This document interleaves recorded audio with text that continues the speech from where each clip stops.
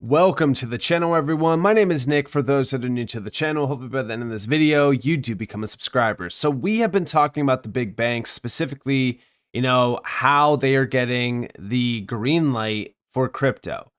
Back on the 29th, there was a great post from the Bitcoin.com news platform on X, where they did mention about how 5,000 plus banks just got the green light to enter crypto because the FDIC flipped the switch, essentially, that banks can now dive into digital assets with no prior approval needed. This isn't just a policy tweak, it's a massive U-turn from the cautious stance of the last 3 years. With both the FDIC and the OCC in sync, the US is fast-tracking crypto into the core of its financial system. From custody to stablecoins to blockchain ops, banks are now free to build. The FDIC and the OCC are cooking up a whole new crypto playbook. Is America about to lead the next wave of crypto finance? Now, you guys know that I have been very vocal about how the banks are getting the green light, how banks are going to move on chain in a huge way and offer, crypto-based services to their clients. This is going to be that big push on mass adoption because of the institutional mass adoption that's growing. Because once you have the institutions on chain, once you have them, in the space, they start offering their services to their clients. How many clients do they have? Well, it's hundreds of millions of individuals tapped into these banks. And it's a global initiative as well. But on top of this post here, I have to admit, one big thing that is still an obstacle is regulations. All of the obstacles are getting removed, but one big obstacle still remains, which is regulation. Now, big shout out to Smoke Dog, because he did say one by one, every regulation that once held back the crypto industry for mass adoption is being dismantled. This is the path to regulatory clarity. We actually have here all of the major this is the full breakdown essentially of this policy that was holding back the banks from engaging in crypto. We have these policies and guidance should be rescinded or substantially revised. They are, and these are the ones issued by the FRB, the OCC, the FDIC, issued jointly by the FRB and the OCC and the FDIC. And these are all of the obstacles around crypto for the big banks. And we have rescission or substantial revision of this guidance is only the first but not the last necessary step towards promotion of U.S. leadership in the digital assets and financial technology ecosystems.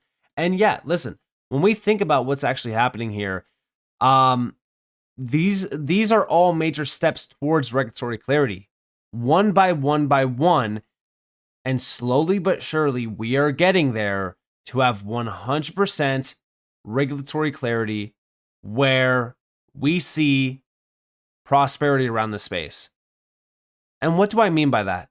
Well, it means we see the adoption, the integration, the utilization of this technology at scale, not by retail, but by the institutional players for retail, which will cause a tsunami of users to tap in, and they're going to be buying, selling, trading, locking up assets as well. We're talking about trillions on top of trillions of dollars on chain, moving 24/7, 365. And it all starts with regulation. I've always been a very vocal person about how regulations are that big enabler of everything that we've been talking about when it comes to price action or, how big these projects could be. It all starts with regulations. Now, on top of that, there's a great post from the Digital Asset Summit 2025 where we have, not surprisingly, the biggest obstacle for crypto has always been regulatory, and while it's not fixed yet, there's visibility and a path.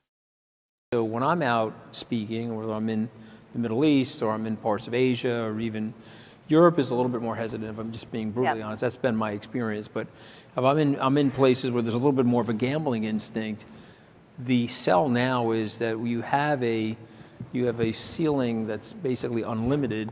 as the Navy says, it's CAVU, ceiling and visibility unlimited, and you have that now. And so therefore you can move people off of zero. You can get somebody into one of Chris or Ray's strategies a lot more easily today than you could 3 or 4 years ago. So yeah, I mean, listen, when we think about what's going on here, the regulatory side, it's always been one big obstacle. And we're starting to see this change, especially over the last couple months. I would say like the last 3 months alone have been massive for the regulatory side. The discussions, the meetings, even the SEC crypto task force, guys, they're moving so fast on a lot of things to enable this. I'm very excited about that. But on top of that, we look at Ripple, and we look at the Ripple and the SEC lawsuit. Now, big shout to Anderson for this. A lot of people think that this case is completely finished, but there is one thing that we are still looking at with this case, and that is institutional sales. We have here, I can't wait for the Ripple versus SEC lawsuit to officially settle. Bank of America? ? Bank of America's relationship with Ripple. Now, we know that Ripple and Bank of America have a long-standing partnership. We actually have here that Ripple has been forging partnerships with numerous leading financial institutions globally. They do outline all of them. But in April of 2020, there was a partnership with the Bank of America, which was confirmed by Jolie Harris, the head of global banking at Bank of America, during an episode of the bank's Treasury Insights podcast. She stated that Bank of America aims to provide its customers with the ability to conduct transactions anytime and anywhere by integrating new solutions. She specifically mentioned Ripple alongside Swift as one of the bank's key partners. Moreover, rumors of a close relationship have persisted, with new hints surfacing regularly. For example, CEO Brad Garlinghouse reportedly said at the Ripple Swell 2022 conference that Bank of America would gain a competitive advantage by using Ripple's on-demand liquidity product once the ongoing litigation with the US SEC is resolved. Now, this is not the only time that we have been hearing talks about how Bank of America is ready once we see regulatory shifts. But again, the big thing that we're waiting for is the SEC to lift the injunction. This will allow Ripple to sell to institutional investors yet again. There is no update on this. There's no time on this at all. But we're definitely focused on this in a huge way, because this is like the last major step in order to have everything around this lawsuit completely cleared. But like I said, this is not the only time that we've been hearing talks from Bank of America on, offering crypto services or tapping into crypto in a big way.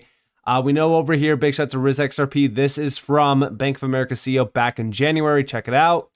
And so I think if it becomes regulatory okay, which it wasn't before, and that's one of the issues, you'll see the banking system enter with, we have hundreds of patents on blockchain already. We know how to enter the field. So yeah, I mean, listen, these big banks, they've been preparing forever. And now that we're starting to see the obstacles removed, we are looking at what happens next. And even over here, we have Bank of America to launch USD peg crypto stablecoin if lawmakers pass legislation.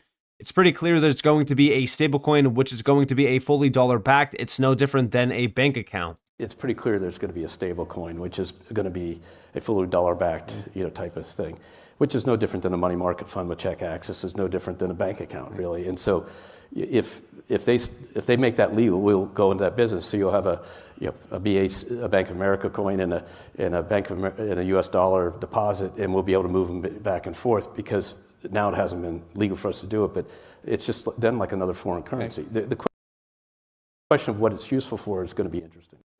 So there you guys have it. And, we know that stablecoins could be that big thing that Bank of America taps into, even around the XRP ledger.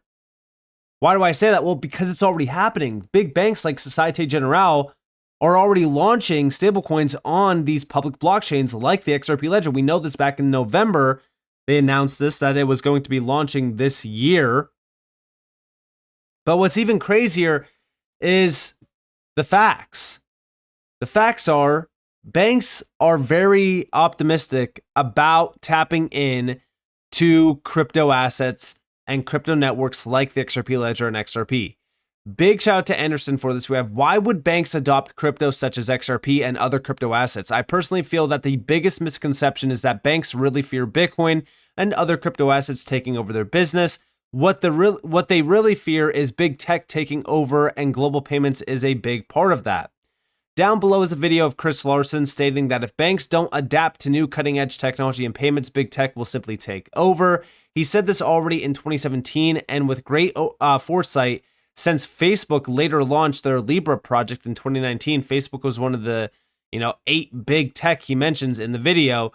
Libra ultimately failed because of regulations, but as he mentions, it will take time for regulations to be sorted out. But once they do, banks should be truly worried. People should realize that Facebook has over 3 billion active monthly users. That's over 37% of the global population. No bank comes even remotely close to those user numbers. Facebook can also adopt new technology rather quickly, which is in large contrast to traditional banks, which are extremely slow moving and conservative. Imagine Facebook offering a digital wallet to billions of users to transact globally instantly at almost no cost. It's not just about Facebook though. We know Elon has stated that X could take over half of the global financial system. In other words, banks will have no choice but to adapt to new cutting edge tech or be left behind. Central banks have similar worries. They don't want big tech controlling money movement over the world outside of their control. Thus, they have no choice but to partner with fintech players that can vastly improve their payment capabilities, especially cross-border payments, and build and improve other financial products such as the use of DeFi, etc. Could the banks just make private chains instead and leave public chains behind? Lately, we've had some good confirmation that this is all unlikely to happen for a couple of strong reasons. One critical reason being liquidity. With a closed system, you'll always have limited participants, and thus it limits available liquidity.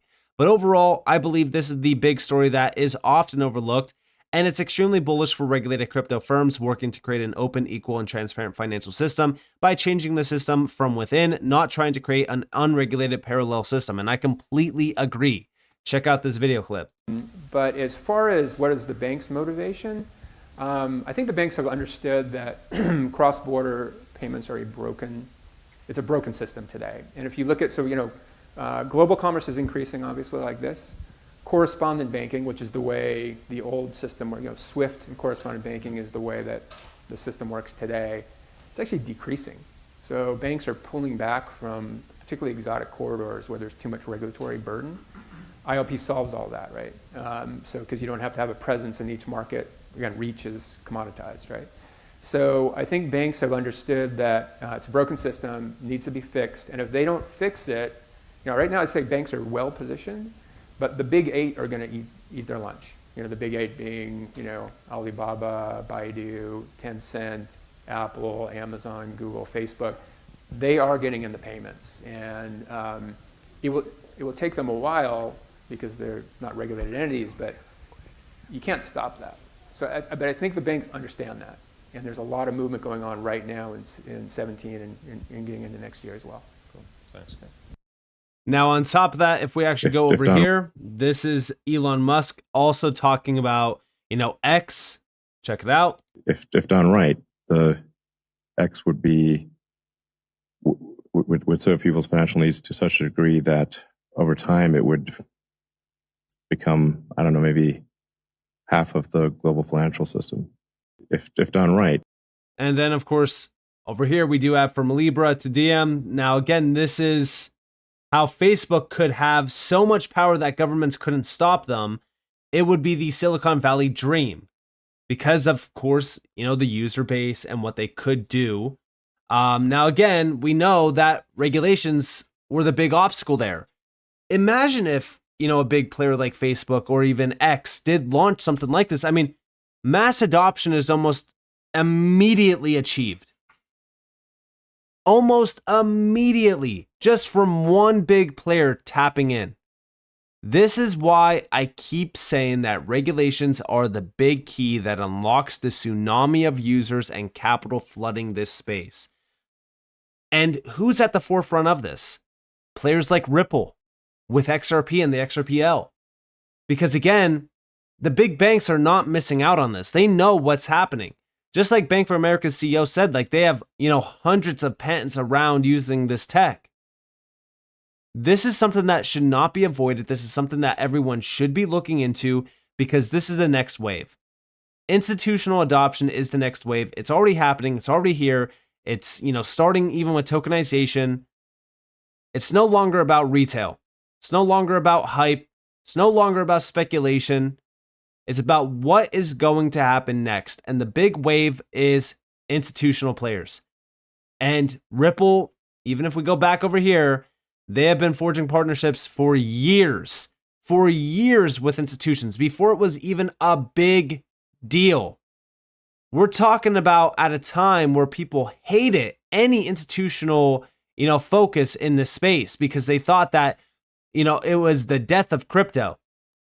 Ripple was ahead of the game, as they always are. So this is something that I think is going to benefit Ripple greatly, benefit XRP greatly. And of course, the XRP ledger itself will probably see a lot of adoption from the institutional side because of those long-standing partnerships that Ripple does have. So with that being said, I hope that you guys enjoyed this video. If you guys did, definitely leave a like, subscribe, to notifications on if you guys have more free content. You guys are more than welcome to follow me on Twitter and join the free Discord in the description below. And with that being said, guys, it's been Nick. Thanks for watching. Peace out.